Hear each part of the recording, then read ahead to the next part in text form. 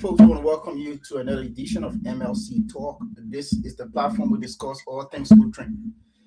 Today we have our brother, Dr. George Toto. He's the host for this month of February. And today we're going to be having a roundtable conversation. Dr. Toto, how is it in New Jersey? And you can take it away, Pennsylvania. No, don't put me in New Jersey. Okay, now I would say Pennsylvania, but go ahead. Anyway, again, we want to let me greet our viewer out there. Yeah. Another edition of the show. Do you want to share the show? Invite other people. That will get a good participation that we did a couple of weeks ago and also last week. Yeah. We want to have a very good show today. So share the show for us in your viewer platform. And also about the True Connection, share, invite other people. Welcome to the show again. Let's just Elijah Ben miss you for a couple of Sunday. Or what you for your head? My name is all right. Yeah, that's true. Been having a lot of craziness going on, but we're glad to be on here tonight. Also to be on the show. Well, as usual, Minnesota is today is we are freezing today again. Like crazy. Right now we are like 14 degrees. So that's how cold we are right now. Not too bad, but it's chilly and windy as well. So it's good to be back on the show. Yeah, miss all of you guys as well. But glad that we're here. Yeah, definitely. Also, the weather. I think, like I said, this winter one of the toughest winter so far in recent time. Last night we got hit again with about 3 to 4 inches. Whereas the existing snow on the ground and clear good on my side. But this is it. Sometimes like there are two schools of thought when it comes to climate change. There are some people that disagree, some people that in favor of climate change. But for me personally, I think these are some of the results of climate change. But other people say no, that because the universe, you know. But what do you from Georgia? Yeah, Dr. Toto, we all are singing the same song. There's this adage in Liberia that when America sneezes, Liberia catch cold. So I think that's what's happening here down in Georgia, man. We were just about to, turn on the switch over the air condition in the house. I think this morning is, we decided to reverse course and remain on heat maybe for the next 2 or 3 weeks again because it's very you talk about heat. Hey, Georgia. yeah. No, it was really hot. Last week was hot, man. You talk about the air conditioner. Yeah, no, I'm telling you, no. I mean, I had, I was using AC throughout last week, but now I think we gotta, go back to base. Yeah, that's so incredible. Yeah, I don't know where folks in the Minnesota area will try to go back to air conditioner. In yeah, recent I'm time. telling you, yeah. But anyway, Yeah, welcome. yeah, don't worry. We have a natural air condition over here. You feeling hot? Come on down here. You get a natural air condition too. About my uh, my daughter was had a couple of days ago. She get the heat on at the same time she go to open the window. I don't say you don't do open window, just go sit outside. It's cold. It's cold. You open the window. You say you want for cold air to come in the house. I say you don't need to do that. Just go sit outside. And get cold air. Then you come in. Then she say, I told me she can't believe I say that to her. But again, viewer, welcome to the show. We don't have a specific topic to discuss today. The panelists, we'll be discussing on a couple of issues. Whatever you want to add, any discussion you want to chip in, you can call in everything that pound your mind, or concerning the Lutheran Church in Liberia or in the diaspora, you can bring it up. This is where we discuss Lutheranism. We discover the Lutheran Church in Liberia, and especially kind of the parishes and other activity of the church. Elijah, you're not been here for I think last Sunday and the other Sunday, but we have a very interesting topic. Or Reverend David. Syria. And we discussed ongoing topic when it comes to diaspora participation in the Lutheran Church in Liberia, and he really shared some good food of thought. And one good thing that caught my attention for that discussion, he said that diaspora Lutheran, it should not just be about election. Our process should be fair. And that when the election come in, they will start making up things to make our presence fair among the people, but at least we should make our presence fair. So when the time when election comes, the people that know say that somebody from the diaspora want to contest. And I think that was the key takeaway from that discussion. And Dr. just to add on to that, he also made it clear that those in the diaspora and also those in Liberia on the homeland, we shouldn't see the participation of one another as something like rivalry, because everyone has a contribution. Everyone has, something that we owe to our church, and he also talked about how, going through church studies and some of the benefits that, some of us receive through our church. It could either be through theological education. It could also be through youth exchange. Some international exposure. We talk about all of those, and I think they were very, very important. No, absolutely. I knew that having Reverend Davis, Sequoia Davis on the show, I knew that he was going to bring some insight to this conversation, especially being a person who is a Lutheran pastor also residing in the diaspora. And as a Matthew member. I know we had to deal with this situation with other St. Matthew members. I mean, you just a lot of that, man. The man was St. Matthew, man. Well, granted, Okay, but know cool. that he came from St. Peter's before he went to St. Matthew. So just keep that history as well.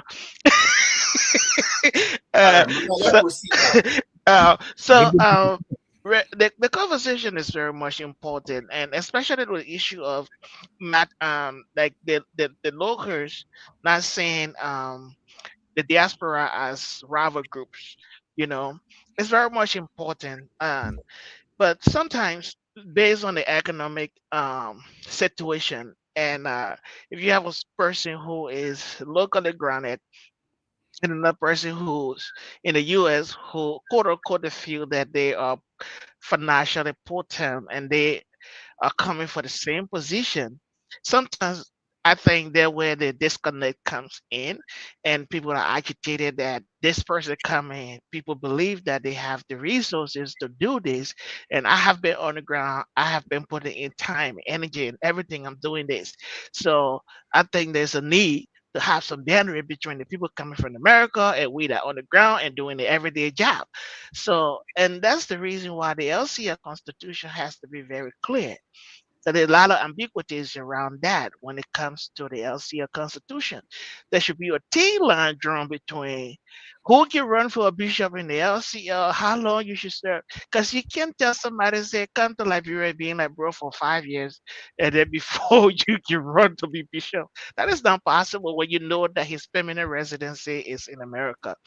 But I think the issue that Reverend Davis kind of really put forth, like being connected with the locals, is very much important.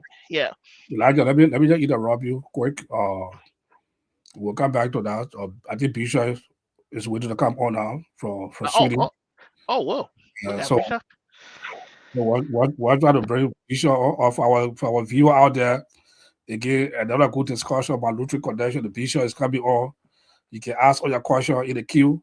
When your question will be read and you want to call to talk to the bishop, you can call and speak to the bishop. This is your bishop. This is your bishop hours. What about Lutheran Connection? Call to the bishop hours. So you are welcome to participate in the discussion. With it, you got Bishop ready to bring you on the show? Yeah, Bishop is in Sweden, so he should have a good network today. Yeah, it'll be very interesting, to discuss with the bishop a whole lot of things. So as Bishop is coming, as why Bishop is coming. Uh-huh. why waiting for the bishop to come, or what Eh, has that Arturo, Elijah, I'm making some technical adjustments. Our bishop is on the line, and he will tell us where he's speaking to us from. So just a moment, I'm making a little adjustment, please. No okay? worries. So Elijah, so before the technical, so they set up a widow, the bishop is coming on the line. If you want to talk to him, that what are some of the thoughts you have in your mind? If I'm going to talk to the bishop, no, I'll keep that when the bishop Yeah, gets on. I don't want to let the cat before the horse. But that a total. This week I kind of posted in our chat group with a comment that I received from one of the students at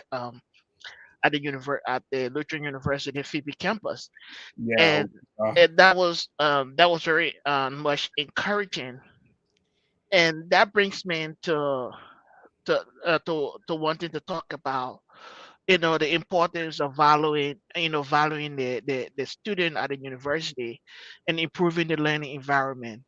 The students are the core mission of the university, right?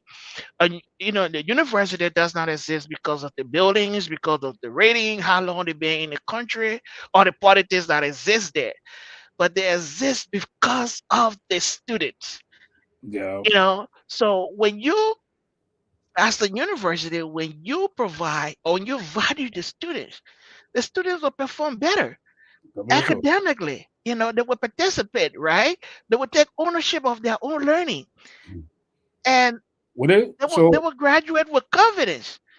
So I just feel so better that the university now is kind of like paying attention to the students, because when students feel unheard, then we get to where we were with all the agitation, with all of the things that demand.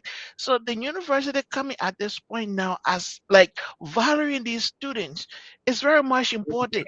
So it's not an optional thing that the university to choose between, or whether we can listen to the student. For any reason to do that, you are running into trouble. I know that you want to go. I don't know whether Bishop is on Yeah, now, but Yeah, Bishop is ready. He's live and direct, and like I said, he will tell us where he's speaking to us from. Bishop, we Bishop want can to get some welcome you. video. That Arturo, take it away. Bishop, welcome to the show. This is your network. Welcome again to the Bishop Hour. This is the last Sunday in the month. Want to welcome you to the show so we can have some good discussion. I think we'll be on the show. Yeah, we have Elijah. Yeah, Bishop. Yeah. So yeah, we'll be. When I hear Bishop. Okay, so I think what we can do is that we're gonna continue, and I will try to send him the link directly so he can join us in studio. All right. Okay. Oh, yes, yeah. I can hear you. While you send my email, I can see me talking to you people. Okay, wonderful. Yes, go ahead. That Arturo, go ahead. Yeah, Bishop, go ahead. You're speaking. Yeah, welcome to the show, Bishop. Good evening to all you people. Okay. Bishop sounds very low.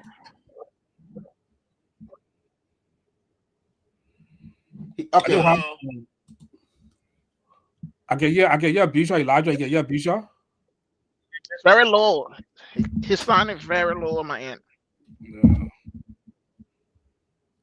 Okay, will they send me the link? Send me the link. Okay. I'm doing that now. Bishop is loud and clear about that.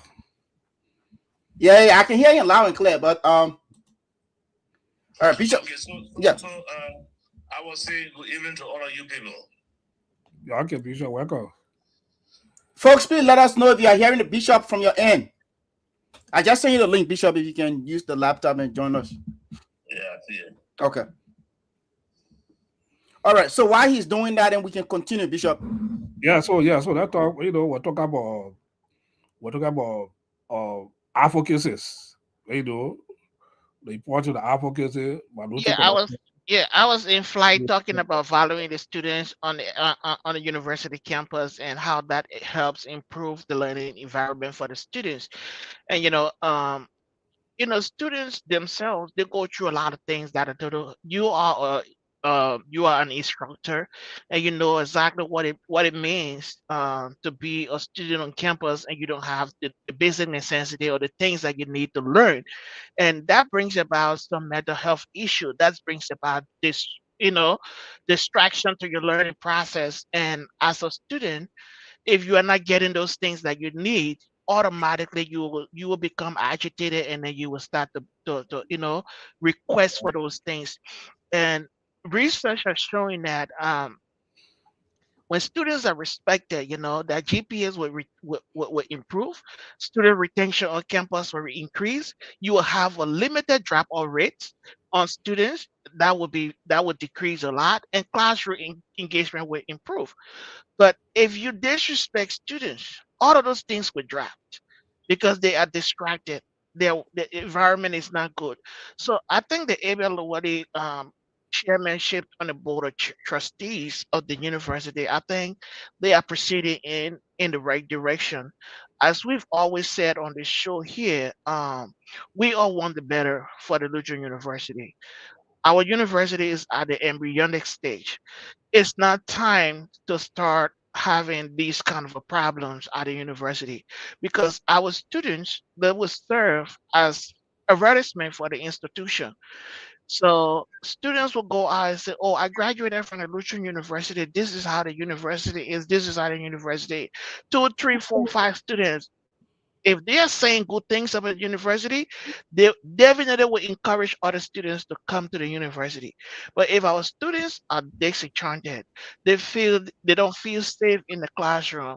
The classroom is not a place that they can dialogue with their instructors, because somebody is exercising power, or somebody is showing that I'm superior when it comes to this level, and I cannot listen to you because you are a student.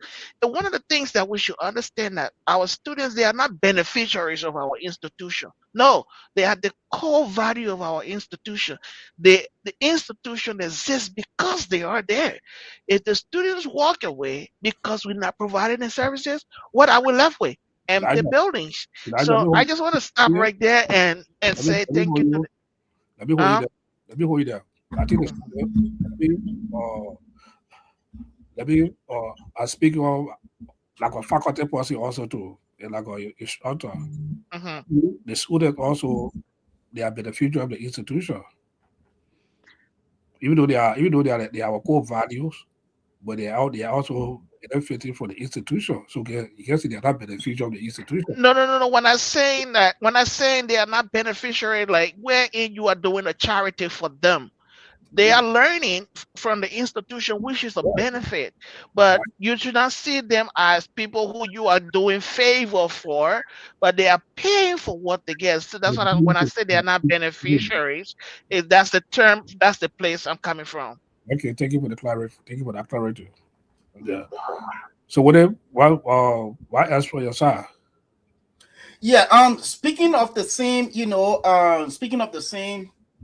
issue that has to do with the students, and to that student, and I know the student perhaps is the student leader. A lot of the students appreciate the work that we do. That we do not only criticize, but we also advocate. So it was based on our advocacy that led to what we are seeing today. And we also want to appreciate the board of LUL, and we also want to appreciate the administration for listening to us. And now today everything is moving fine. And I will also tell you that before getting on the show today, we also heard a big news, from the diaspora as well. The Evangelical Lutheran Church in America, ELCA, who happens to be one of the major, partner of the Lutheran Church in Liberia, have put up an advertisement to hire a theological professor for Lutheran University. And so the Lutheran University in Liberia, the dream to have this university as, a university second to none, or a technical university in Liberia, we can see that happening. Though we are a little bit far away from that reality, but we see that happening. The fact that the ELCA has interest in the Lutheran University, we can see that other churches, other partner churches we are hoping that they will have similar interest, in the Lutheran University, so that the Lutheran Church in Liberia, we stand on 3 principles: education, teaching, healing, and preaching ministries. We see that our teaching ministry will be booming again. But Dr. Tutu, I will tell you that as we speak right now, the bishop is back in studio. So once you give me the go ahead, we can have him on set. Yeah, bring the bishop on. Bishop, could you please adjust your camera a little bit for us, please? I don't know if I adjust, but I'm here. There you go. We can see you now. There you There you go. There you go. Man, listen, the bishop internet is so sharp. I want you to ask him where he's joining us from. I don't think he's joining us from Liberia. I don't think he's joining us from Bogomu. No way. He's not on the bishop is not on the highway. We gotta tell where he's joining us from. We gotta know where he's joining us from. Yeah, bishop tell where he is. Without announcing. Maybe for security reasons, we'll let him kick our bishop inside. But the FBI outside the bishop's door, nothing will happen to him. Go even Bishop can take over. Bishop introduce yourself to us where you are, welcome to the show. You want me to introduce myself again? I can't. I mean, introduce yourself just bring up. I'm calling you from Sweden. I'm in the Luleå Diocese of the Church of Sweden, and I've been here since Thursday, attending an international conference of the Lutheran Church of Sweden. And right now I'm in I'll call it what? Aliceburg, something like that. Where they have the folks high school that was once in partnership with LTI in Salaye. Okay. I'll be meeting them tomorrow to discuss some of the programs that they have planned and see how we can reconnect. But that's where I am right now. Okay. Well, Bishop, welcome to the show. This is the Bishop Hour. We don't have a specific agenda. We just ask you a couple of questions, like some of the current issue or maybe past issue, just for your people to hear you. You already started discussing what you were discussing, what you were asking. The point, that I didn't just ask your questions. I'm a little bit tired, but ask your questions. I will respond to what I can respond to. And then we can move forward. Before I ask a question, we just give us a current update on the state of the fear of the church right now. Look, there are ups and downs, and I must admit to you that we have some ups and downs still. We have low conflict problem at Phoebe, where the employees are tempting to close down the hospital because they feel that for several reasons the salary was not increased by government, and they don't want the administrator, they don't want the medical director, they don't want the human resource people, but people have been negotiating and mediating with them. Anyway, but I tried going there, but I was advised not to. I should wait until the board do what they can do, and if they don't succeed, then we can come in. But yeah, I left that on and came over here to Sweden.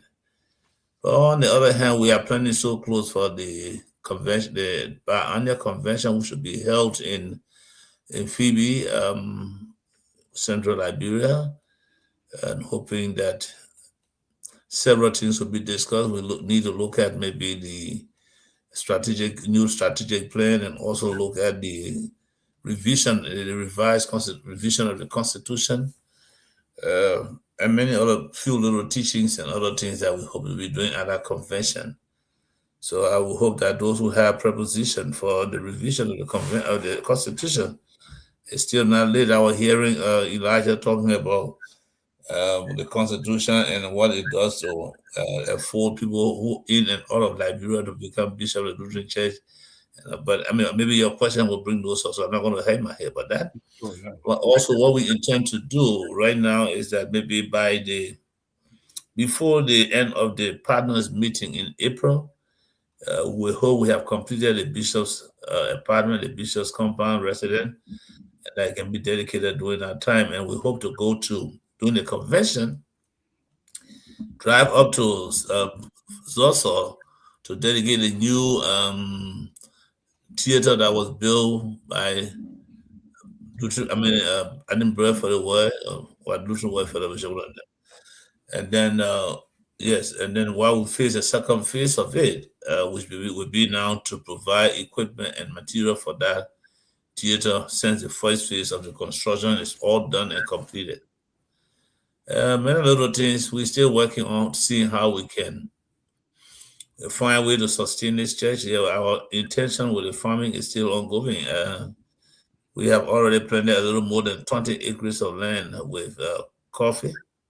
We brushed a new farm to plant cocoa. After the rest, we'll plant cocoa. Also, maybe 20, 25 acres of land is bought, is brushed, a little more than that. And so on. But there are a whole lot of them, and we just can't, even though I know we still have some issues at the school in Phoebe, people are working on them, and we hope that things will come up fine in the end. Okay, Bishop, thank you for that update. That's a very impressive update. You know, that at least. Except that Toto, I didn't see you back. You have spoken to me for going back to America. When we're talking about the issue of the radio station, and you bypassed my office. When you went back to America, you didn't talk to me. It's a part of it's a part of the discussion. Update. I'll give you an update. It's an update.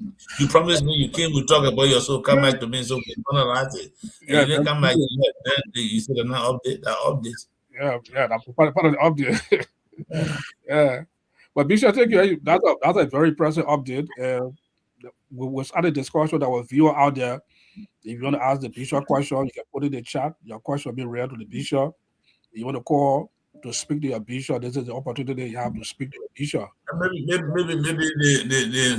the last thing I will be saying to you, which is an update, I will call it, is that, as you all know, a little later in September last year, there was this issue of this indictment, which took the whole stage of all of the radio stations in the United States. Where people even were attempting, asking that the bishop should resign, should do this and all kind of thing. But anyway, I was very sure that sometimes we run ahead of the time, we run ahead of the clock, which is wrong. But I'm proud to say to the Lutheran world, wherever you are, that out of almost 49 counts that was labeled as charges by the Liberal Anti-Corruption, me and all those who were indicted along with me in a group of 6, we all were free of all of those charges. Not one person was guilty for one. And so I want to tell God, thank you that came to an end. And so I know the Lutheran Church may have felt bad some way, but things happen. There will all be trials, there will be temptation, there will be false accusation. The only thing I want to say to all of us is that we should not jump the guns when things happen. Let's take it easy and pursue it and see what the reality is. But thank God that we are not acquitted of it. We are not guilty of anything. And so we want to tell God thank you. And thanks to all of you people who were patient or who even stood their ground for the rest of the nation, where things might have some back and forth, but that's what it was. But that's a very impressive update. That's a good news for the church. Also for. But I'm surprised that when you heard it, you had nobody have made the table. Nobody have called me for it anyway. No, when I like bring up myself, until we spoke about it, and then we shared the information on the network, about the yeah, for the code. We discuss it on the network. Yeah. All right. So now let's go to the discussion, Bishop. The first will be about that indictment that you just brought up. That could be my first question. Now the indictment is over. The court clear you. Good, praise God for that. And what is your current status with the Lofa University? Are you still? Well, I'm not. I'm still there, and I'm passing through some proceeding. So I have to be with the president of the library who appointed me, and we need to have some discussion. So I'm trying to find out when that is done. I will let you know what the status will be. Okay, that's good. Yeah, Elijah, you had a question for? One thing, and we all run to some conclusions. The first thing I want everybody to understand is that the indictment was not because I was guilty. No, not at all. The other thing is that as much as people feel it differently, this is not a second job. And all of us know that the president I was asking the president for help to help us with LTI. In that process, when the president asked me to help him, when I'm asking him to help us, it was just not an easy thing to say to him no. Up to this point, the president has sent a team to LTI to make some assessment. I'm waiting to see how that technical vocational training start at LTI. And so we have to be a little bit careful about the decision we make. Because sometimes everyone wants me to resign or leave. I'm not being paid. And we all know what a board chairman looks like.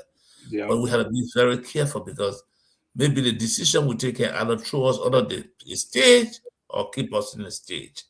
And let's be a little bit careful about that. I'm not working for money. They don't pay me anything there. But we are all soliciting the way we can move our church forward in a little and bit and pieces way.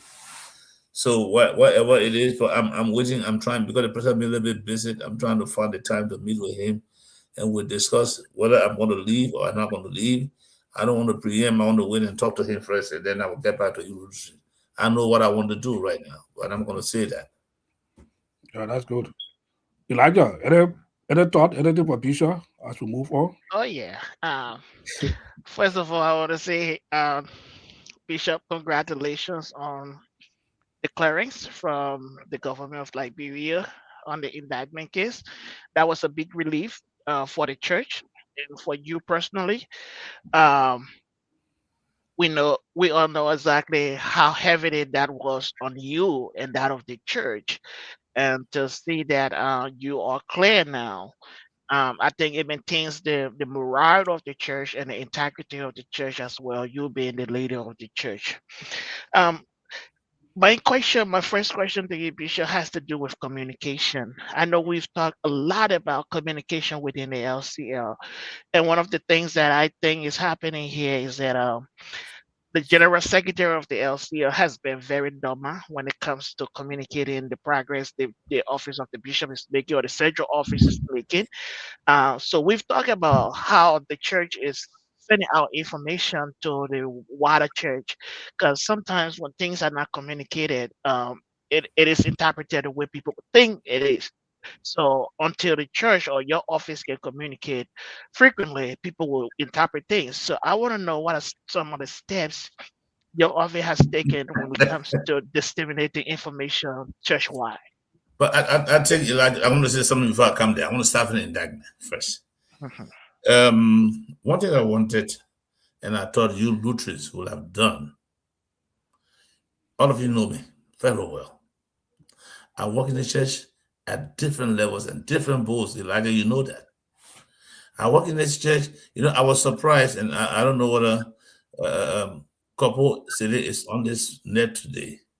When the indictment thing came out, the word I heard from her, but I decided I was not speaking. I really decided when Pastor P came to make some clarity, I felt bad because I worked for Phoebe Hospital, for the Lutheran Church at Phoebe Hospital as chaplain for more than 20 years. I had 3 different occasions. When the first that the son was asked to resign, the board appointed me as IT administrator for Phoebe Hospital. For almost a year, I IT. That time passed. That came to IT as American. I was also asked to IT as administrator for some time. Later on, when Mr. Lelit Sekor and the financial office staff were suspended by the government for what they call the payroll partnering, I was asked to serve as administrator, and I served for 1 year and 2 months. And to have heard that couple was saying a similar thing I did at Phoebe, and I was surprised because I work at Phoebe. I have never taken 5 cents from Phoebe.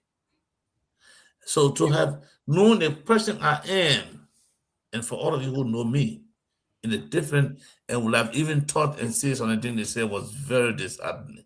I know the political thing was there, but we should have known and said, we know our bishop, we know who he is. It didn't go well. Now, the second thing you raised is that You talking about the G? I think what you do is that please come. And what I said to the people is that when this station want to get Lutherans on the board to discuss church issue, you let me know. What I will say, I'm not going to answer the question directly, Elijah. I want people to engage the general secretary right now, whatever time, and the next show, and ask him how is he doing communication. I don't want to be the one who want to talk on that. Please contact him. Since it's noticed that he is not frequent and punctual communication, as you said, discuss with him and ask him what is he doing. Bishop, the reason I'm asking, the reason, okay. Hold on. I know I can take a decision. I can answer the question, but I want you to address it from the perspective of the GS. Post to him what you notice. So post to him what you see, and discuss it and see. And when you finish with it, then you can ask me, and I will answer. I'll be there anytime when you want me to answer that. But I want you to have a discussion with him. So just to inform you that we have invited the GS on the show on several occasions, and he refused to turn up. He turned us down in the DI meetings. And you being the head of the Yes. church, So if he had done that, what I said, you the instruction being I the gave. head of the church, Hold on, Bishop. Hold on, Elijah. The instruction I give every one of them is, if you want to talk with them, then you should inform me so I can know why you want to discuss with them, and then I can permit them. Because I don't want anybody to sit on this show and say something that they don't even know or they are not informed about. I'll give you the permission. I will talk to the GM when I get back in a few days. Okay. I All will right. ask him he can feature on your show and you talk to him. Okay? Okay. Thank you, Bishop. I can come back to you. Can I just do a last question that I told her, and then you can go ahead. Okay, yeah. Bishop, my next thing has to do with Phoebe Hospital. I'm glad that from part of my childhood is in Phoebe, around the hospital. I was in Phoebe when we started building the church there with you, when we were in the OPD, worshiping in the OPD, started building the church and everything else. So I've been knowing you for a long time from childhood. Today Phoebe is on the map again in Liberia, where employees are disenchanted. And I saw the video yesterday with the maintenance guys in the laundry room, showing how deplorable that place is and how they don't even have PPEs to work in that environment. There's no laundry machines in that room. They have to wash those biohazard materials with the bare hands, literally their bare hands. Yeah. I'm tired. I want to sleep. I just want to give a premise to what I'm asking, and they show us the rooms in the hospital that were very deplorable. So I want to understand from your perspective, as the bishop of the Lutheran Church, what's the level of oversight that you guys have over the hospital besides just the board? What other oversight you have on the hospital, and how are you implementing that? But let me first say one to you, Elijah. And people, I hope, and it's good that you guys are sitting over there and talking, but I want to also go beyond just what people say. The first thing I want to come to your mind is that you remember when the student had the strike action at the school? You saw what they posted? People didn't follow. When people come to the point that where the employees are, they can do anything to degrade anything. The first thing I want to do that, because I was on the campus that time with a student, and the room they took up to they took the camera people to, well, later on realized that it was a room that it had been abandoned and nobody was inside. They were using it like a junk place where they were putting. That's what they carried the camera to show it. Even the section of the dormitory that nobody was using, that they went and used and they're not clean, and they left it there for somebody. That was what they showed. Similarly, I'm sure if you follow up, I'm not in Liberia right now, but I know, and part of what I heard, what you saw somebody was there physically and called and told me that even those bloody clothes they were showing you saw, if people have insisted that they shouldn't wash it because they want to scream them. I don't know whether that's true. Even the place where they have the back room that was open, you talk about, was somewhere that had been locked and was supposed to be repaired, and what they call it had not been used. They bust it. Now, listen to me. These things are propaganda. I know the employees are going to go with some problems. I know there are some issues, but I think in the real most possible way, that's not a solution that they are doing. They should allow people. Look, when you have a situation, it has to be a discussion, and not when you insisting what you want. I tried to go there, and I was advised by those who the superintendent and other people who were there in this mediating to hold on until they try to see what could happen. Because in fact, according to some information I heard, they were threatening to, if I were to go there, they were insulting me to do it. But I just listened to them because I didn't want to be forefront. But we have that's why we have a board. Phoebe is not run directly by the church. If you really go through the story that is happening, there is some undermining that is happening. I don't want to say that on this show until I get back and follow it up. But I think I planned a meeting with the minister along with the rest of the bishops. Something is happening, and I don't want us to just preempt. So the employees are angry. They have raised some point that they're angry for, but the way to just destroy the whole thing is by some of what they're doing. I know I worked for Phoebe for a long time, and I know the stands of the employee. I know some of their salaries are very bad, but those things are not the administrators of Phoebe. We have to be asking the government what's happening. So when the issue came out, they allowed to discuss it. The double salary, we should be done with CSA. They should give time. Things don't just work. So if you call somebody that have problem in my house, then you allow them to mitigate. But I don't know what is happening. So, as for today, Bishop, and just to indicate quickly, as for today, you think the protest is going to happen tomorrow as the employees promised? I cannot tell you yes because I'm not in Liberia. If I'm in Liberia, I'll tell you yes or no. I can't. What I have done is that I even asked the director for CSA to even go there before I even left from Liberia. Whether he went there, I don't know. But you see, when you're negotiating with people, when you have a problem, you can't just always insist that it happens your way. And that's the problem I'm having with the employees. Yeah, if it didn't happen like this, it can't happen. So, that's how it is. But Bishop, before I bring with it in for a question, let me just ask on our Phoebe situation. I think some time ago we discussed the same issue about Phoebe on this network. You on the network. Yes, well, we're talking about the oversight. When you come about the oversight of Phoebe. When you talk about oversight, what do you mean? What do you mean by oversight? We have other churches that make up the board of directors or the board of Phoebe. The Methodist, Catholic, and the government of Liberia. But we see most of the time the responsibility lies on the church in Liberia. Yeah, because you need to know the history. Yeah. Yeah, what the history is. Now listen. And on the network, you're there to discuss that issue. And you said that you are coming to reach out to the other partners and see where they are, where they are spending about support for Phoebe Hospital. No. I don't think that was me. What I want to say to you is that the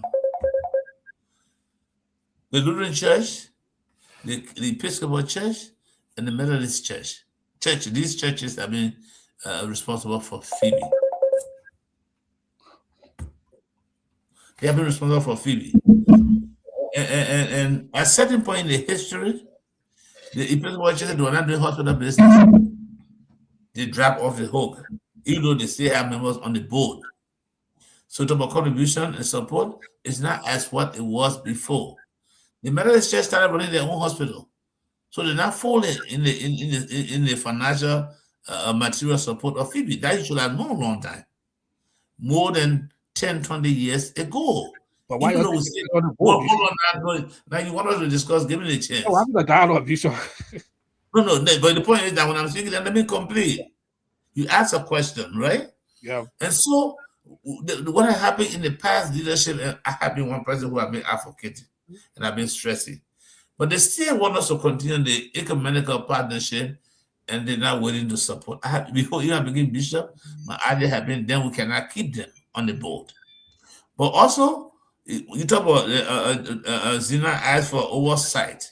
The way how Phoebe is structured, yes, it is a Lutheran Church hospital because it was started by the Lutheran Church. The Lutheran mission paid more than that, and most of the people had dropped up. But the government pays almost 90% of the running costs of Phoebe. Now, hear what it is. On this board, because the act that created Phoebe did not get a ruling church in Liberia the absolute overall authority to do everything, even though we are there. The way it has been going, government has been providing subsidy, ruling church has been providing leadership. But the government got more than 4 persons on the board. The Ministry of Health got 2 persons. The county health team head is a member of that board. The superintendent is a member of that board. Even during my time when I was there, the representative for Swakago district of Swakago, also, and this parliament chief is a member of that board. So you think the guy is not people there. But so the church cannot just accept the way when things are running out of order, we can step in and say we can't let it go this way. The one thing I'm sitting here and I'm saying we will not allow will be, but what is happening is that from the past government to some people today, the government have wanted to take over Phoebe 100%, and we said no, this is part of our legacy. Because of this, if you ever heard in the history that there was once upon a time that the government took away all the diamonds or taking diamonds from Phoebe, because we insisted that we cannot turn over Phoebe to the government. If at all, and I'm saying this in a public manner, if at all that that's the only way they can manage with Phoebe, then they will have to say to us, we can't control, we cannot support. We will take it from that level. What I want to say to you, and I'm not going to say it again on this stage the way I want to say it, is that there is an undermining agent from the higher up, and we're going to fight on that, find it, and then we'll deal with it. We have oversight responsibility, but we can't just run to make the final decision, as maybe we say the church would say, except it comes to the point where there's no way out, then we take that decision as a church. So don't go ahead. Would it anything for the bishop? Yeah, I have questions for the bishop. Bishop, again, I want to join my colleagues to say welcome, and I think this is the first time you are here. We want to say Happy New Year. This evening, you told us that you are speaking to us from Sweden. I know the church. Yeah, I know the church. The Church of Sweden have been one of the partner churches of the Lutheran Church in Liberia, and my understanding, and correct me if I'm wrong. I think it's been a while now since our partnership with the Church of Sweden has kind of like gone solo or gone limbo. Now, what actually sparked this reconnection that you are there in Sweden, and what have been the progress thus far in terms of conversation? You let her add political conversation. You let her add political questions. That's the thing about it. Well, you said something very correct. The Church of Sweden has been part of our partners' churches, and yes, we try to find out why it went solo. For they themselves, they don't think it was for any reason, but due to the uprising of Ebola and this and that, the COVID. So there was some decision, but then they just saw it going down and it was not going up. It was not because LCL did not do what they're supposed to do, or because Church of Sweden did not do what they're supposed to do, but they just saw it. And so when we became in the last year, we started talking, they sent me a text and a note. That they realized that we were in this partnership, but it was going down, and they were thinking if we needed to discuss it and see what we can move on to. And then I replied, yes, it is of our interest, because I myself know that the Church of Sweden has been one of our partner churches. So we were happy, and they said to ask that, okay, so they were having an international conference, but they were not interested. Now, before they have sponsored projects, the intent of this partnership is not to be a project sponsor, but they want us to work in ministry. They want to do ministry, proclaiming and spreading the gospel. That's their interest. So okay, so they wanted me to prepare a delegation. So what I did, said they were interest were ministry. I took the evangelism department. I took one person, the youth president, then one person from the financial office, and myself. We came to represent the church in discussing these things. Like I know you may have heard, somebody have asked somebody, what's the theme of this? What they want us to do? We were discussing proclaiming the gospel in difficult times. How from the Lutheran Church perspective, how are we managing it? But in the end, we discussed the partnership, and the partnership, yes, we agreed that it was not a new signing. It was just an affirmation of what we have signed before and then how we could move on. And so we did all of that. And so I'm sure we're going to finally they're going to send the copy for us to see if there will be any change. But also part of that, right now where I'm in what they call it, at Lisbeth or something like that.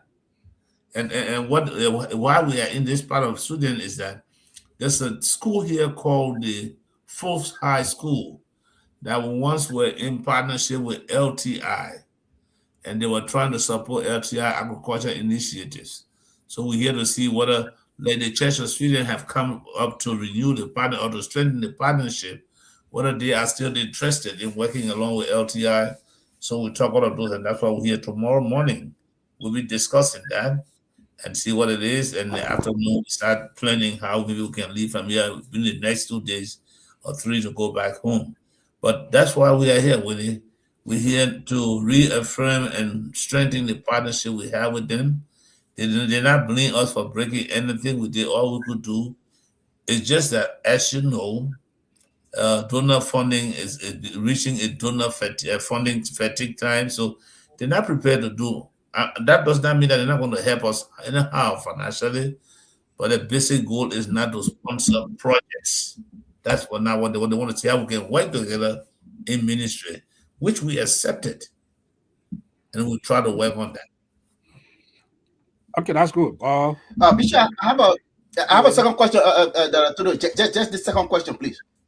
So, Bishop, just this morning we woke up to this news that the Evangelical Lutheran Church in America, one of your partner churches, the ELCA, through her Global Service Department, has taken keen interest in the Lutheran University in Liberia. And they have put up an announcement to hire a theological instructor and lecturer at the Lutheran University. There are I would say about 5. 1, 2, 3, 4, 5, 6. There are 6 countries that benefited from this, and Liberia have been one. I mean, what say you to this developing story? Well, let me say one thing to you. It's unfortunate, and I say it in a bad way, Okay. that even we who are Lutherans in the Lutheran Church in Liberia don't have that much interest in our school. When I was in America, the last trip I did to the Aliyah Convention, even before that, what I have been advocating, there are a few things I've been advocating for. I've been talking with ELCA and Global Health, like you know, Willie, that I needed some retired people to help us with the human resource. I've even asked for even administrative consultant for both Corinth and Phoebe Hospital. I've been asking for even financial consultant, as well as when I met with this university, the theological seminary they have in Philadelphia. The name is just out of my head. We agreed. I talked to the president that what they could do for us could also be to, if even first, one thing we're thinking is that to have an online school where our university can be liaising with another university in America and we can have these classes online. So we're looking for people who will come to help us provide. In fact, whether you're a witness to that, we're even looking for Dr. Wallace. You know of that. We're trying to find a way we can talk to her city and see if we can raise money to help her teach, which she consented to. So there has been a pipeline. Unfortunately for me, I'm on my feet right now, and so you got information before me. I've not got that information. But yes, we have been asking for that because even here, one of the things I told the Church of Sweden was that they provided us instructors at OGST. Some of them taught me. And their interest is education, theological education as well. So I'm still asking them if they can still provide us short-term or online course instructor to do some theological course at the seminary. So yes, I'm aware of it. It's just I don't know whether they have taken this step now and the information has not come to me. I'm now home. But I'm aware, and these are something that we have negotiated and initiated before this time today. Yeah, thank you for that response, Bishop. Or let me come in. No. No. Ready, no. Just to show that Okay. I will come back to Elijah, but let me ask Bishop this question. Go ahead. Let me get Bishop's opinion. One of our pastors, Rabbi Yagbazo, he said one church, different location. That was a court took place also time ago. You said what? One church, meaning LCL. one church, different location. Different location. That was a court. We have one church, one Lutheran church in Liberia. We have pastors everywhere. So, anyway, let me ask my question, Bishop. Let me forget. Yeah, but I'm holding your mouth. So, looking at the Constitution, you spoke of the Constitution revision that coming up. We have resident clause, maybe inserted in the Constitution. Mm-hmm. We have pastors that also, LCL pastors that also live in the diaspora. Mm-hmm. And we also have retirement, also to kind of age retirement, or change retirement for pastor also too. Mm-hmm. So my question now is the resident clause. We don't know how be the resident clause be 5 years, 2 years, or 3 years. But in your own opinion, Bishop, do you think it's right to insert resident clause in the Constitution? You asking me that question? Yeah. And you want me to answer you? Yeah. What do you mean when you say resident clause? That pastors should reside in Liberia City year before they contest bishop election. What wrong with that for you? I'm asking you a question, Bishop. No, let me ask you first. What wrong before I give you a benefit? What wrong with it for you? What is ill about that? But for me, if it can't be, I don't see why resident clause should be cited in the Constitution. Okay, now what I want to say to you, you're saying I'm not the one making that law. No, but I ask you your opinion. No, listen to me, George. We're not running, we're not forcing about this. I will implement what the Constitution is approved. It has not been approved. It was in the Constitution before. In fact, it was 10 years. Now there's a revision of it. What I want to do when we get to the Constitutional Revision Committee, at the time at the convention, that's what we're going to be doing. I don't want to be the one to, because now as a bishop, if I speak, people will follow it. If I say no, people will follow me, maybe when that will be the wrong thing. If I say yes, people will follow me. So I want to wait when we meet at the convention where we did, but I can't start discussing the Constitution right now when we're not there. So I beg you, as much as this question is good, let's get it at the floor. And everybody, all of us who are Lutherans, have the right to send our proposition. Let's send our proposition. And when we get there, we talk it. Those who propose that, we give their reasons. We will either accept their reasons or reject the reasons and vote upon it, and what passed. What did not pass, will not pass. So I beg you, George, it's not in the fact of not wanting to answer your question. Oh, I understand, Bishop. I want to say that's why your opinion on it. Right. So, but because that is something that needs to be discussed by the whole church, I will remain mute on that until we get there.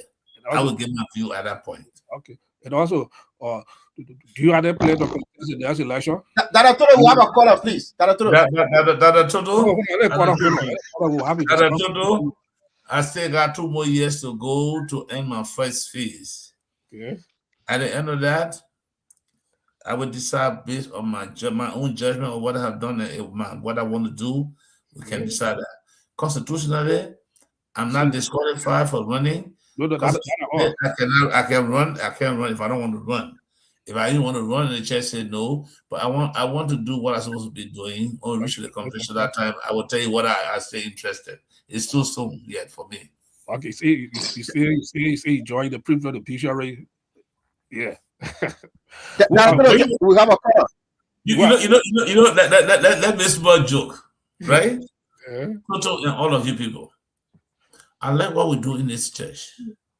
Even at the convention, we go to convention and take decisions and approve and say pass and pass. And the intention of the pass is to believe that the person who sits in the place as a bishop or the head is going to do everything. Everybody sits and look. If we continue this attitude as Lutherans, our church will always be at the bottom. I want to tell you, since I took over as bishop, the input of Lutheran members to this church is so bad as if to say they are not Lutherans. Nobody going to support us if we cannot support ourselves. There's no personal voluntary charitism in anything we're doing. But I said, then looking. For typical example, the bishop's house we're building. We talk about that. To be honest with you, the input and the input of members of this church was so bad, and it's so bad, even though we're now like about 95% completed, but it's bad. When you make a person a leader, don't sit and look at them. It means that you will support them. Yeah, We're not doing that in our church. Yeah. What do It's bad. we have on the call? Yeah, go ahead, state your name. Yeah, go ahead, state your name, please. Hey, everybody, this is Goya here, Dr. Toto, my brother Zina, and my own cousin. How y'all doing? I want to say hi to the bishop, and it's nice to see him on. Who is this? You're hearing me? Yeah, we're hearing you. Yeah, thank you. Yeah, go ahead. Ask your question, please. My question. What is his name? What is his name? Sister Goya. Okay, go ahead. Today we have in St. Peter. From St. Peter Lutheran Church, the only Lutheran church in Liberia. Everything else that Go try, man. Go ahead. Having said that, Bishop, it's nice to see you. But my question is, I want to border on just accountability and oversight. I listened to the bishop talked about sending the director of the CSA on a mission, and he said in the same sentence that whether the director went there or not, he doesn't know. So my question is, where is the oversight? If you ask somebody to do work for you or go and check on something for you, and you don't check in to find out whether or not they went, or even if they did go, what is their initial finding? I think for me that is troublesome, especially when you're looking at oversight. Are you asking a question or you want to explain? Yeah. It is a question. His explanation, Bishop, if you give me a chance, Ask the question. I think some of the problems we have. Yeah, he's trying to ask a question, Bishop. When I'm done, you will have a time. It's just not. Go ahead. Go ahead. Okay, thank you, Bishop. And I think your interaction right now, Bishop. I think it's a highlight of how the Constitution is being drafted, because I know Toto talked about the residency clause. I think a lot of people in Liberia see Lutherans living abroad, and every time we want to have an input, the question is, what do you contribute? I'm seeing somebody in the chat room. I know they have some relationship to people in high leadership. When you ask critical questions, the first thing is, what do you contribute? I seem to say, if you're Lutheran and you're out of the country, you have nothing else to contribute. But my last question around accountability has to do with your stay in your current in the country you're in right now, looking at trying to continue. You call it a partnership. Are they asking you questions around accountability? Accountability as to what happened with the LTI and how did LTI got the way it is right now, looking at where it used to be pre-war? And those would be my questions. I'll take my answers offline. Okay. Thank you for your questions. What I want you to understand is, I didn't tell you that I sent the director of CSA. No, the issue at hand at Phoebe Hospital is being handled by the board of Phoebe Hospital that comprises the different churches and the government of Liberia.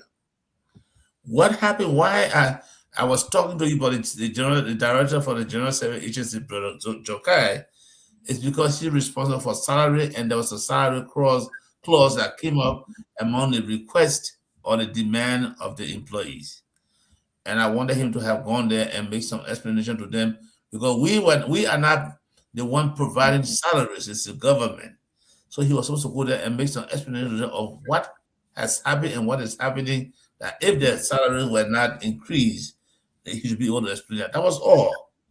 I went to Phoebe myself, but the board that was investigating this issue or looking to the query asked me not to be part of that meeting yet because they were still there and they will report to me after their investigation. And that happened until I left from the country.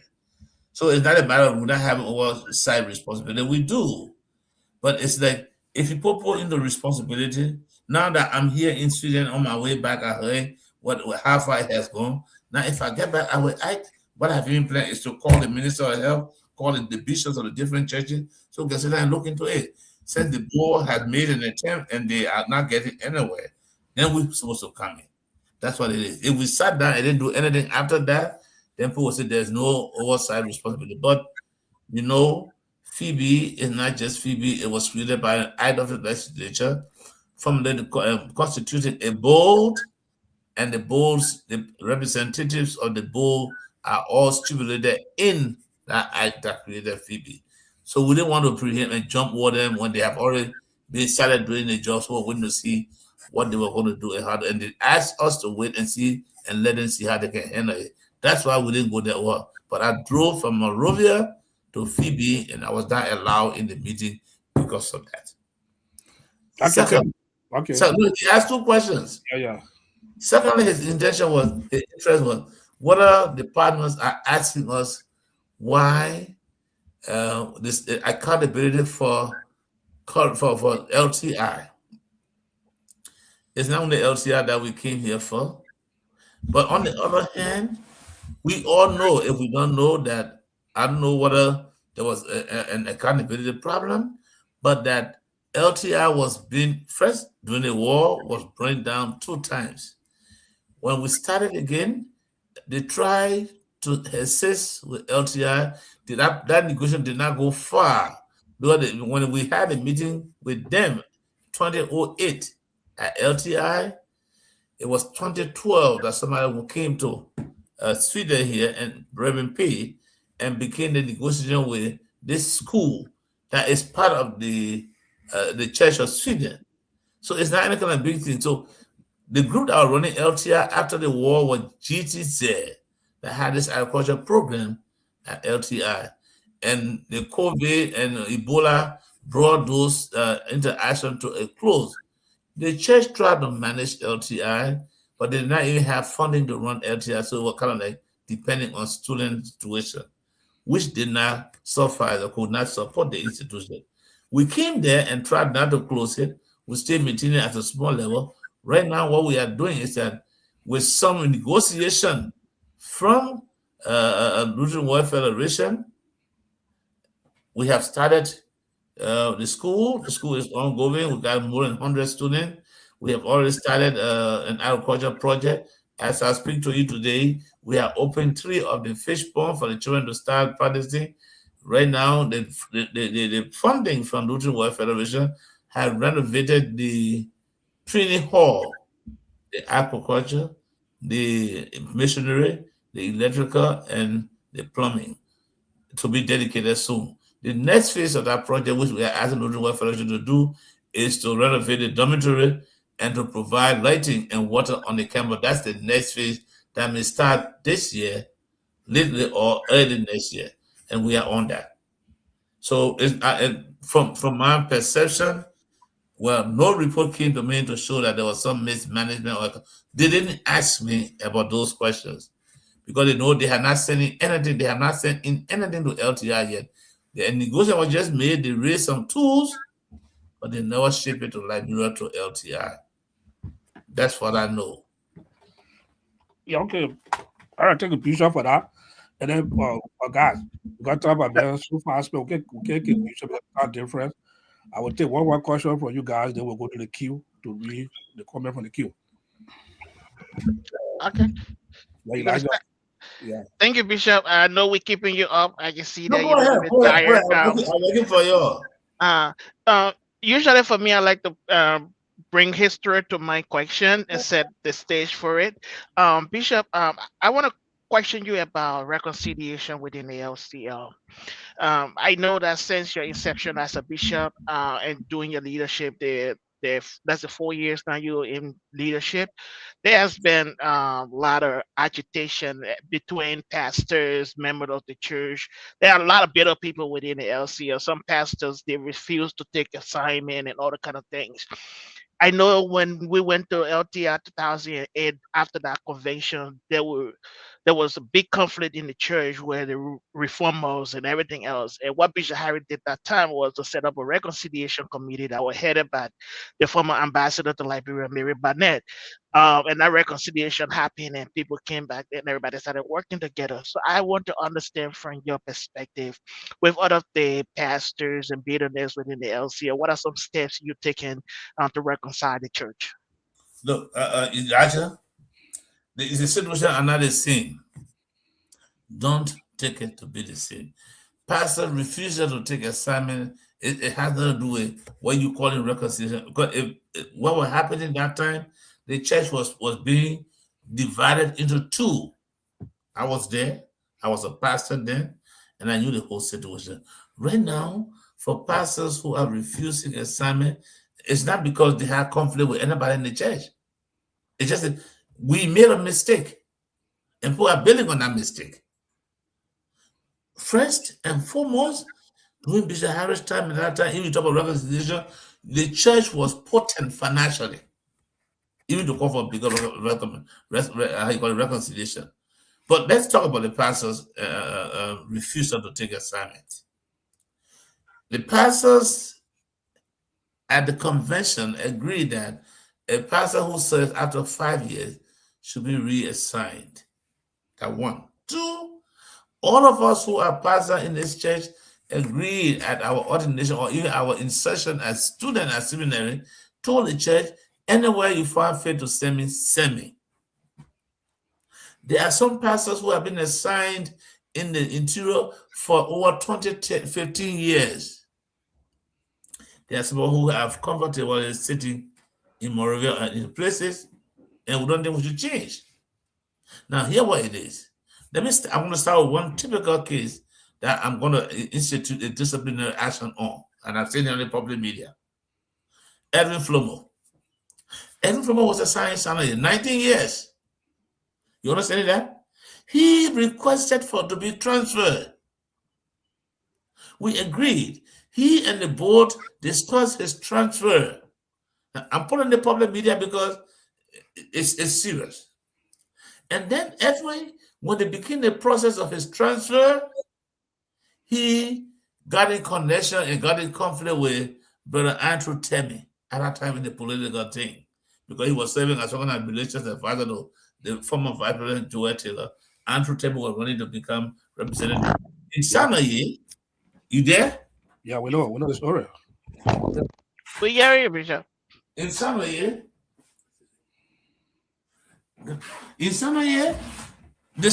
he and Andrew Temi had this conflict.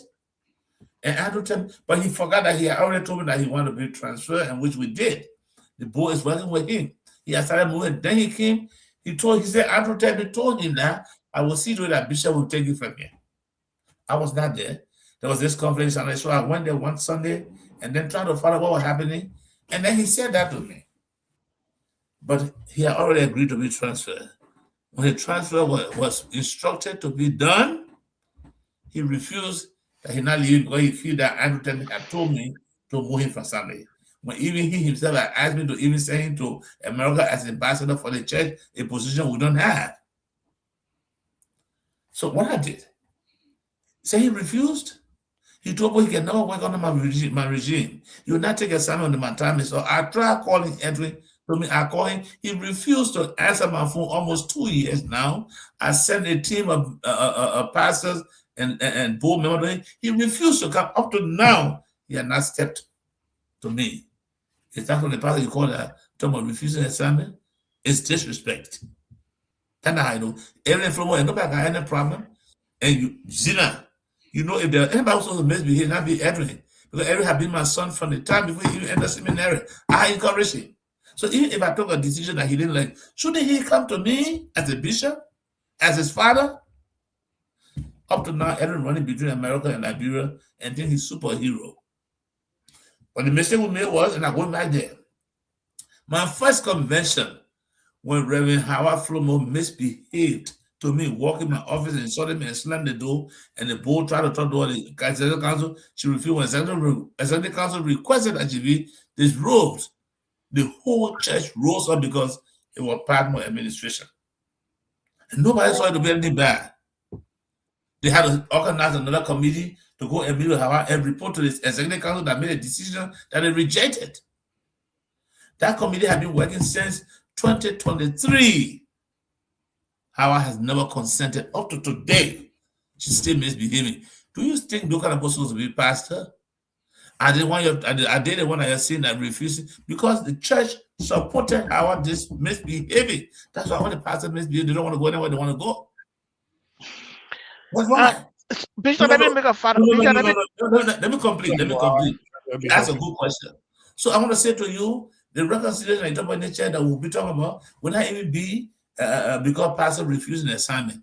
I want you to know one thing, that even some of the people who refused the assignment, they were looking for a special job that they didn't get and we don't have. Our church don't even have facilities or opportunity for people to work. The other conflict I knew was in this church was a conflict between the women that erupted at FTI during the women convention when Bishop Jensen suspended some people. The intention was I would come there and disregard Bishop Jensen's instruction and suspension. That would have been very wrong to Bishop. I tried to manage them. I went to them. I negotiated with them. I went to see Bannersville for one whole day. Them I said, sat down. We agreed, and they agreed. We took a meal, and because they had people, they had a possibility. They lied to the church that they had let things go. We took a meal together to find out that they didn't let it go. It's coming up again in a few days again. Is that what we'll be calling reconciliation for? Is that people personal feelings? We're going to be careful. In the first place, we don't have the financial capability to host all of even the convention going on right now. We don't even know where we're getting money from because nobody wants to support this church. Is that because of me and the bishop? I don't think so. Is that because we mean to our church? We are mean to our church, all of us. So we're going to be using incidences because we want. You're opening on the phone. I'll tell you the truth. We can't open condition because we want just to have something to discuss. Reconciliation is not a big problem for our church right now. Thank you for clarifying, Bishop. Dada Todo. This is very sensitive. I beg you, Dada Todo. I beg you, Dada Todo. I know we'll move ahead. I beg you. Let me just make a follow with Bishop. Mm-hmm. I understand that these are individual pastors and members of the church that have their own issues. And as the bishop, as the leader of the church, people look up to you for leadership and they look for solution to problems. Mm-hmm. And the Bible also regularly say, if you have 100 sheep and one of them got missing, will you not leave the 99 and go follow the one? So how are you going after your one missing sheep and not leaving the 99? So I want to understand that from your leadership perspective, putting into biblical practice as well. No, let me tell you one truth, right? God punishes misbehavior. I agree. This is what I have done. I'm still coming out of the Edwin case. Over 5 different times, we sent the board, we sent the district dean along with the board. I myself called Edwin. He refused to come to me, and he vowed he can never, ever work under me. If you were the bishop, what will you do? Elijah, set up the other council to go meet him. I have sent the other council to him. He refused. I've sent the other council. He told them he can never come to me. Elijah, if you are the bishop of this church, what will you do? Tell me in this case. I think Bishop. Howard Flomo. The executive council set up doctors and that from Phoebe and from all around with deans and went to her. She said she can't change. What will you do? What negotiation can you make in that case more than that, Elijah? 2 years now. Your point well explained. I do understand. How about set up for leadership perspective? I'll look at it differently to be frank. So the thing I'll do now is send them. I will suspend them from the church. But they don't want to work with us now. So let them rest. Yeah, see progress. Let them rest and let other people take their place. I've done every. You know me, Elijah. I was the same vendor when I was board chairman. We're not even talking this, but because I'm the bishop, I'm reserved. I'm a little bit different. Nobody, don't let anybody fool you. Nobody is doing it. Everything not doing the right thing. As pastor or dean pastor, you stand before a bishop and insult him, and you can't talk to him, you can't work on him. How I comes endorse me and pass it away because of these things and nothing happening to them because the executive council and the convention is supporting them. Every other pastor, but the other person that way and they didn't do anything. So what will I do? That's what I'm asking you. If you're a bishop of this church, what will you do? So, yeah, That's a good question, and we'll continue the conversation at that time. Move forward. Yeah. With it, you had a Yeah. question for Bishop before going to the queue. Yeah, I have a question for Bishop. Bishop, so you know, during the time of the accusation, I would say, or the indictment, you know, there were a lot of comments, and people were making some comments around in various quarters. One person in particular, I think, Mother Marie Bendu, and she had made a comment in one of the chat rooms and calling us Lutheran disconnection. And I would just read in part your so-called Lutheran disconnection. I'm calling it Lutheran disconnection because you guys on your platform don't discuss as people of church. Do you actually buy that comment? But don't ask that question, man. Will it? Don't act like you're not like me. Will it? Marie, the first thing I want you to understand is that it is not only you. It was not only you guys on the play who was speaking. There were a whole lot. Now, Lutheran connection. You have the written place. You have the talk. Read the comment people were making. See how even right now the way if it were you, I mean, I'm not supporting that what she said was correct, or it was good or was bad, but I want to tell you, human beings are human beings with feelings and conscience. Yeah, that's true. Yeah. So that the way how people treated me, you read the comments yourself. Yeah. If I ask you the question like, were you satisfied with it right the way they did it? So Marie is speaking as a wife of a man who is being castigated. Now understand that. Let me take for example this boy, Dickerson. You read Dickerson points. He and McKay. Were they behaving as the way of condemning the church or disuniting this church? The comments that were made by many persons on because by Lutheran Connection, you have the podcast and you have the chat room. Right. And you read the chat room. If I was not a leader with patience, I would have commented on our chat room. I didn't. I did not. Now, don't put her all of proportion. All of her frustration, she may have said what she said. It may not have been right. It may not have been wrong. But people, the way people are responding to things, you know it with it. No, I mean, I understand that. That's why you get that. I know Elijah from the beginning. You know me. Everybody, all the people in the Lutheran church, besides political influence, you know me by character. If I wanted to steal money from Dover University, I would either from the Lutheran church where I'm working. No. Her point, I want you find a time. I'm not going to comment on her points. Okay. I'm not satisfied with everything. What she said was the best way to say, but maybe she was seeing from the perspective the way how people were discussing the issue instead of connecting the church. Some people are disuniting this church, and because we give credit to every statement, it will spoil your program. Yeah. That's what we do. Because everybody who speaks on this, not speaking your mind, who are running the show. They speak because it's a public forum. They use it and say anything. And before you try to retract that, it's already gone.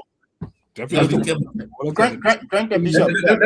I just want to clear on that. That's all. Let me be honest with you. That one reason why I kept all of the show. Because I didn't want somebody to ask me questions that I would not want to answer the way they want me to answer it. Okay. This site should be for the church growth, not political influences. Yeah, right. It's wrong. Right. We do agree. We do agree. Yeah. We agree.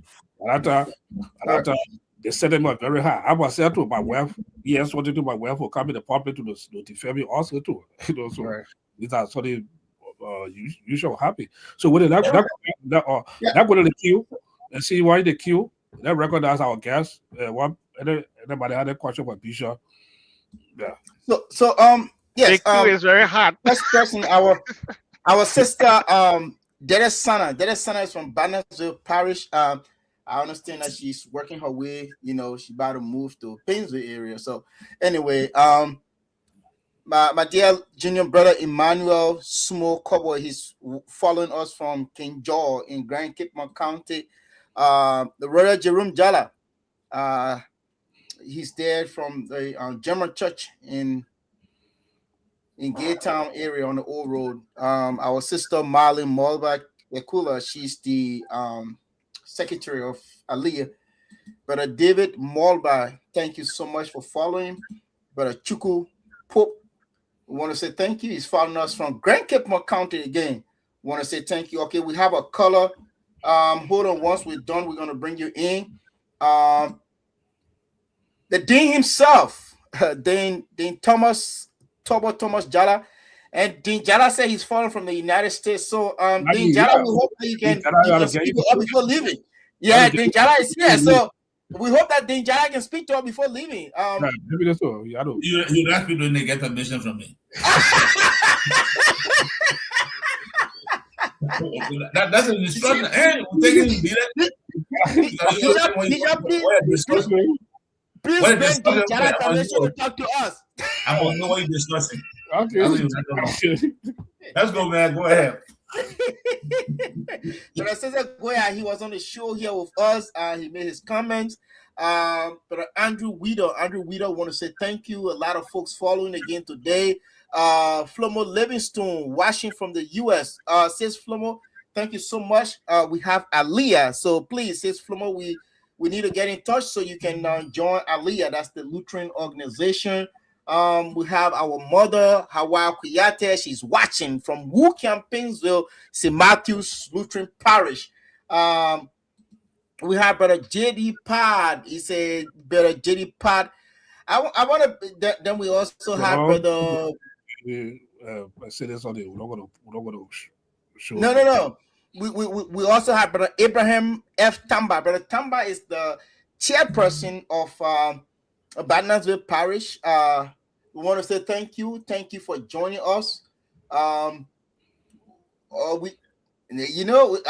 go back to our papi, and we also have the Reverend Dr. Alexander Quibbly Sumo. He's following us from Columbus, Ohio, from the headquarters of Aliyah. That's the current headquarters of Aliyah, Columbus, Ohio. Quibbly. That guy name is Quibbly. That is Quibbly. You know he's from St. Matthews. Most say he watching too. Yes. This is our Father Menipele K. Sumo. He's following us from St. Louis, Missouri. He is a regular follower, Bishop. I don't know if you know him. He's a regular follower. He's my council chairman in Phoebe. I know him. Oh, okay. See that? They're doing literature. I know him well. That John Palmer, Wilson, John Rice. I married him. Oh, he asked him, he will tell you. Okay. So Bishop, you want to get in this marching order because he needs to regularize his status with Aliyah. He needs to bring that force here. So where you got marching order? The man has a right. He in America. He's supposed to live with Aliyah. Bishop, he said he get by the marching order. We say he must get it by the marching order too. He got it. Okay. So that's our sister. No, our brother. Oh, Boxing Collie. But Boxing Collie, we want to say thank you also for joining us. This person. Other people already traded to now Lado, would it? What's going on, Banaville? No, we got people from St. Matthew too. You see, St. Matthew. Banaville take the lead to die. My man, listen, everything that is done right. You see, St. Matthew, I'm gonna tell you before Bishop left. I will leave you if I'm going to go back. No. We have a caller here. Guys, you want to take this call? Yeah, Yeah, call. yeah. Go ahead, and state your name and make a comment. We're gonna give you a minute, please, because we're about to wrap up. Let me say good evening Yeah, to yeah. the Lord Bishop. Good evening to all of you. My name is John Dixon. I've been closely following the show from Toto Dabon County. Well, Bishop, let me say thank you. I follow your deliberation. And I want to say again, congratulations to the Lutheran University. The partnership, I think, is timely. It's good. It's going to improve the university. But quickly, I want to ask the bishop, the protest that is expected around Phoebe, if that happens, is it against the Lutheran Church or it's a protest against the government? Thank you. But Bishop, before you can answer that question, can I just recognize our mother? Can I just recognize our mother, please? Go ahead. Mother Lawo Koyen. Mother Lawo Koyen is following us from Indianapolis, Indiana. Okay. All Yes, I just want to recognize her quickly, please. Thank you, Bishop. Okay. Okay. Yeah. Look, the way it is both. It will be of both sizes. The reason is Phoebe Hospital, as it's known, is a Lutheran entity. So if anything happens there, even if on the government side, it's going to affect the church. But in actual sense, if you look at what some of the things the employees are really advocating for, they're not so much they want the administrator remove or this and that. It's because of some basic increment in salary, and that is government thing. We as Lutheran don't pay salary. It is the government who assists us and pays salary. So it's gonna, like I said, from my own understanding, it's gonna be both. It will affect the church. It will affect. It come from the government side. Because on the other hand, the board that runs Phoebe is not only set up by the government. We also have input in it. Before the head of the institution was appointed, it has to go through the both of the church and the government. So it will affect both sides. I take it. So that's the way. At the time of the fast spent over 1 hour, the bishop. Yeah, I try with that, man. Because so I can go now. No, before you give a closing statement. So Okay. before you give your closing statement, I want you to add this your closing statement. Then the Yes. panel was able to wrap it up. But I want you to add in your closing statement. When it comes to some of the pastors about retirement, some of the pastors who are retired, and somebody having some health issue also too. While they are having some challenges. Mm-hmm. Let me just call one of them name. I know she would Don't call nobody name. Don't call nobody name. I know everybody. Okay.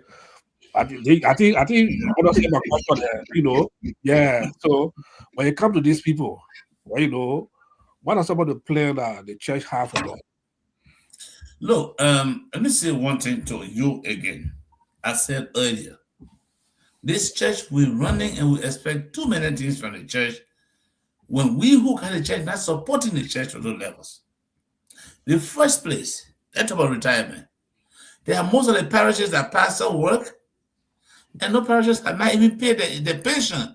Well, not the fact that people can say, oh, we didn't know. Everybody know that the pastor who work with us will pay the pension. We're not paying that. Because we're not even paying the pastor. You got pastor working in the place, you get less than $50 US. Then you're going to pay by the. How would they do that? And you're not even paying money to the central office to say the central office will take care. We don't have it. Right now, I'm sitting down over where the family to pay salary. We don't, because nobody, all of us in the Lutheran church are mean. We don't want to help. But we raise the condition. The condition people can raise on these shows and other places are what causing the chaos among us. Because now the question you ask is that some people can say we don't have time for that. We do, but we don't even have the means.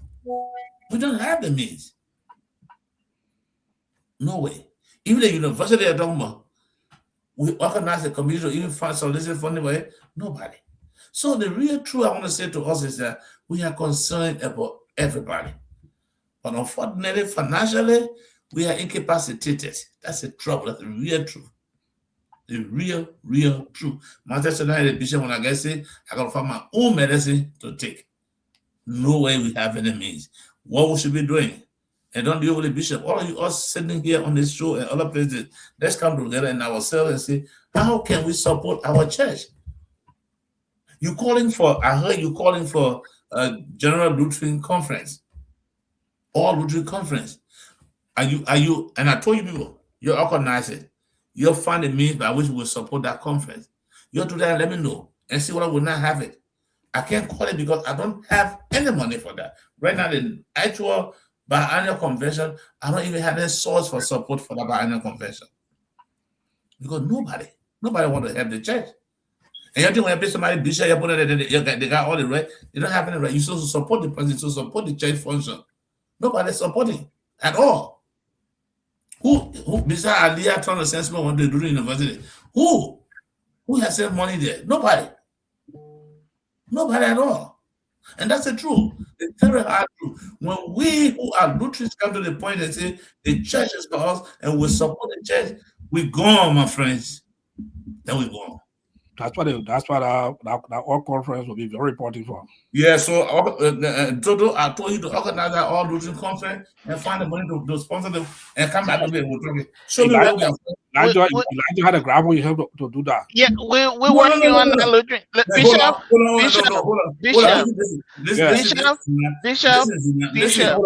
You listen to me now. The point is, I got a gavel.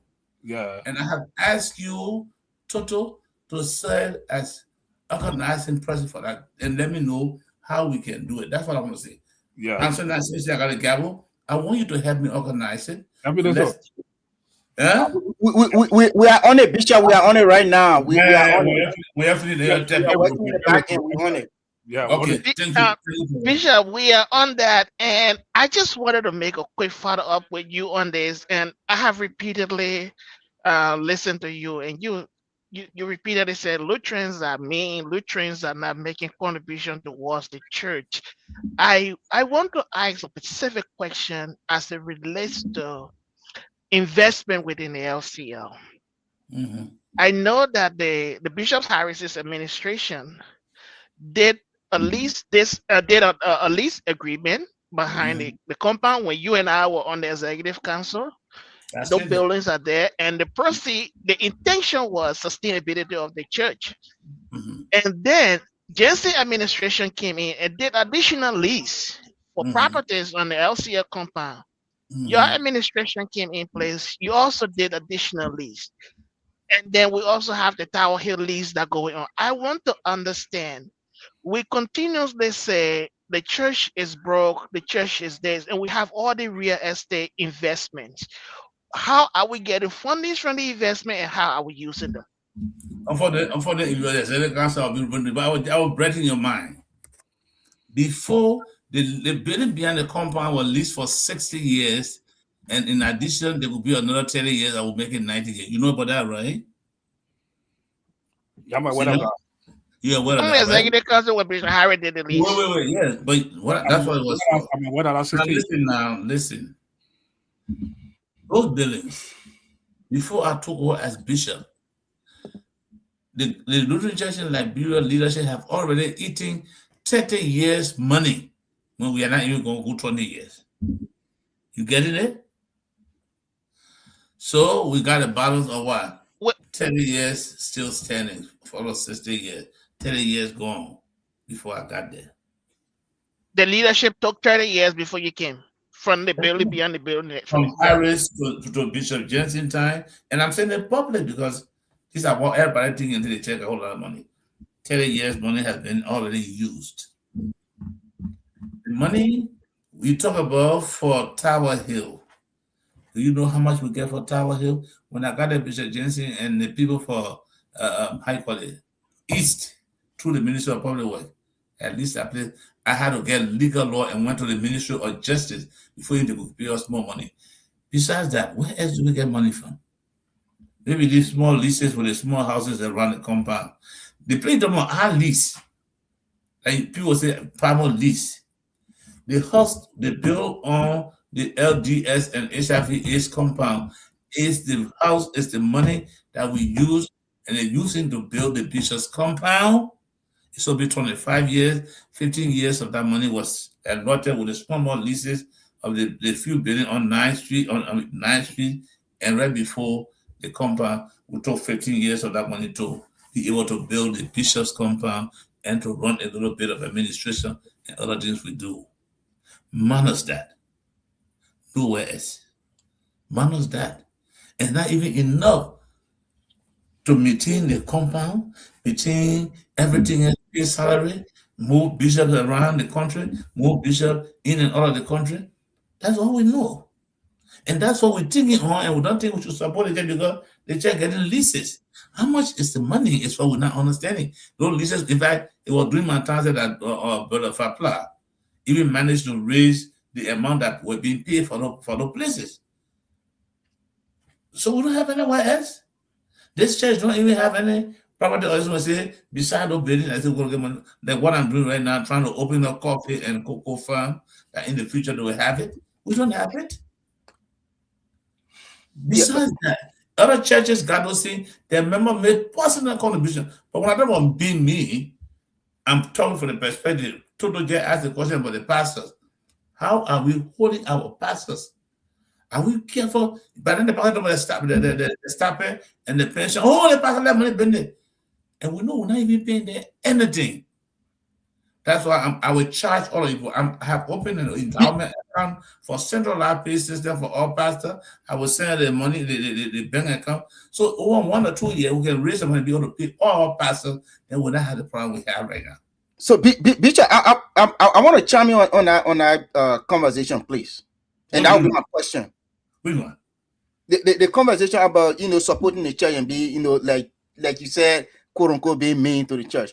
I want to default. I want to default a little bit. Yes. Right. Because we make our contribution through Aliyah, unless we have to make contribution individually. Aliyah, as part of her budget, when you look at Aliyah budget, Aliyah still has the then administration just 50 plan. Okay, so if that plan can be because that plan is no longer it ceased to be working now. Okay, so if we have another plan that we can contribute to our church through that plan, through contribute to our church through Aliyah in that plan, that that we're looking forward to. Another contribution again that we've made in the past during the COVID. During the COVID, we spent over 200-300 bags of rice during the COVID period, and even during the Ebola period, we sent contribution and some other contribution that we sent, but all have been through emergency. Aliyah. The LUL, we've contributed through the LUL immensely. Very shortly, there will be an endowment event that will be held in Baltimore, Maryland. And we will not want to be buying tickets to go to Baltimore, Maryland and paying for our hotel, but we'll be contributing also to LUL endowment. So I think we are contributing. And some of us also, let me just finish on the Bishop. Just 1 second. And some of us are contributing to our various parishes through the smaller groups that we have. For example, I would say Elijah, they contribute to the Martin Luther Choir or Martin Luther Chorus through the little group that we are. And we also, St. Matthew members in the diaspora, we make a quarterly donation, the widow's mite that we can. Some of our members, not everyone. So I think we're making some contribution. But yeah. Now to hear me say we are mean to our church does not really refer to you in the States. Oh, okay. No, that's why you misquoted me. The contribution made to St. Matthew. Do you send it to LCL Central Office? When you no, we send it directly to St. Matthew. All right, so St. Matthew don't give it to us. The contribution you made to Barnesville, it goes to Barnesville, and you are asking us in the central office to do X, Y, and Z. And when you send the money to these places, even if I want to take money, people churches have not even paid their quota for this year and last year, but you're sending them money. You expect us as a bishop to do many things. You send the money directly. No, I want to say Aliyah is doing well. That's what I said to you. Beside Aliyah and maybe the central office of 50% for LUS, nobody. I said that. I did not discredit you. Right. When I say that Lutherans and me, it's not only you, it's not in the US. Even we here in this country are working. I made an example. The pastors who preach, get down and sit down and suffer and play a sermon and preach good sermon for people instead of that, oh, thank you, Remy, and get us money to pay away is difficult. It's difficult. I'm the bishop. Let me make a shame now. You don't want to be shame. I'm the bishop. I don't care where I live. I know, right? I'm the bishop. Come, everybody knows see my place. I'm the bishop. Bishop, I'm sorry, Bishop. No, Bishop is running out. No, Bishop. No, I I don't want care. to interrupt you on this one, Bishop. I want to interrupt you on this one, Bishop. I want to interrupt you on this one. Bishop, I'll tell you. I'll tell you that. I'll tell you, Bishop. The LCL. If we're talking about members being mean in the LCL, we should be talking maybe of reason, because there has been a lot of instances where trust has been broken with most of the parishes, where money has gotten missing, no accountability, and members of those churches, they made huge contribution. And I can set one good example at St. Peter's. You are aware, $5 million Liberian dollar walk out of St. Peter's. Up to today, that money is still in dispute. We don't know who stole that money. One man, was paying last for that money. Okay, and there have been other instances, but St. Peter has managed to turn that around and did an investment on her property to get money to sustain the church, because offering income is so low nowadays because people are not contributing. So this is the church. Elijah. What I'm saying here is, Elijah. we have people in the LCL. We have people in the LCL that can deep into their pockets and help pastors individually. And I can point to some of them, as I know some of them, and some of us here, Marsha, we're not in Liberia. We reach out individually. We receive calls and we do it. So we don't have to come. So Bishop, Brother Toto, Yeah. let me talk to the little boy, Elijah. yeah. Let me say one thing to you. Mm-hmm. They simply that they lost $1 million. What you the money you send to St. Peter to support St. Peter, is that what you call a Lutheran church? St. Peter's part of the LCL. No. When you're talking again, don't rush. Let's take it easily. I know Lutherans are doing well. I can't tell you no. But what about we mean to our church? It's that if at the first we don't even want to own the church for us. What most of you people are doing, you are supporting your parishes, and that's it. I tell you, I'm sitting down here as a bishop. There are few parishes, in fact, like Vanna said, we just recently told me, okay, we think we owe some quota, we got to pay our quota. We'll pay our quota when we go for conventions. What happened to the church before convention? Nobody cares. And I'm saying it as a bishop. If you nobody want to support because of that, fine. But when you say we're supporting our churches, what is the Lutheran Church? You got a bishop's central office that's supposed to administer the affairs of the Lutheran Church, and parishes don't support it. Are you supporting your church? Is that what you call support to the Lutheran Church or to St. Peter? Or keep quiet. Let me complete. What I want you to know is that we have a responsibility to our parishes as well as to the LCL. We who in the parishes, if we attend the parishes, let us pay our quota as due. The LCL will not have the trouble we have. I got a lot of pastors sick. I can't even visit them. You got even got money to go and help them to go to clinic. Where do I get that from?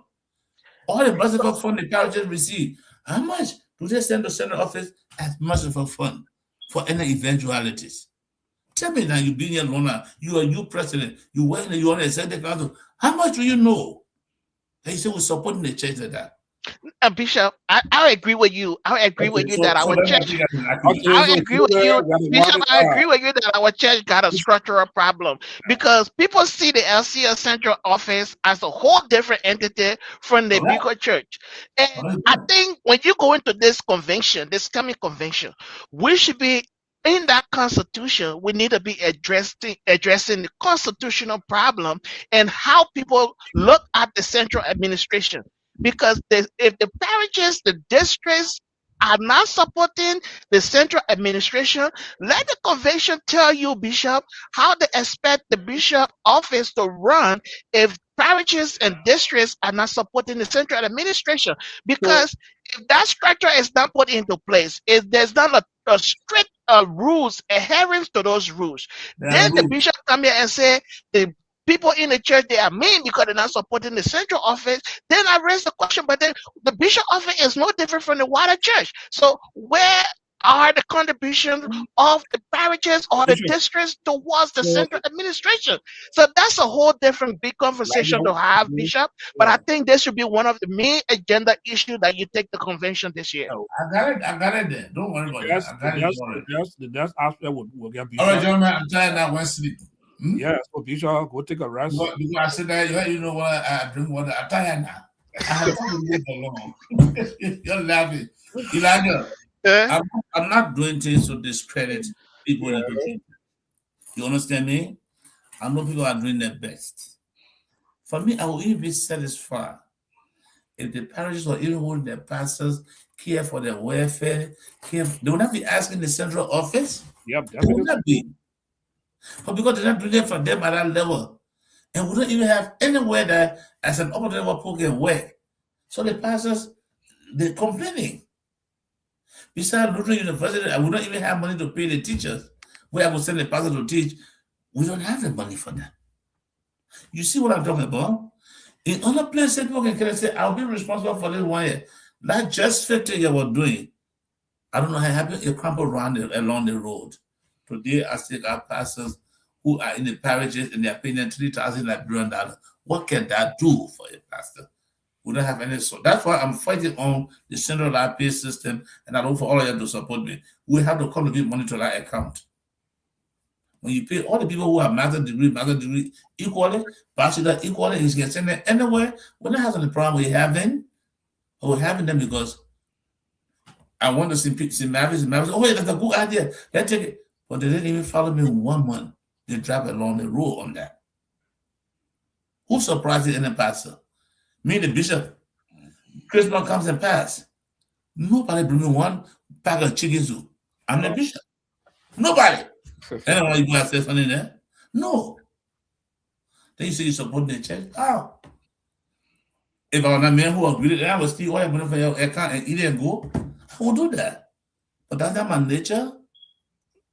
Yeah, that's just like I'm focusing for the bishop, I'm talking about my pastors, my evangelists, my deacons.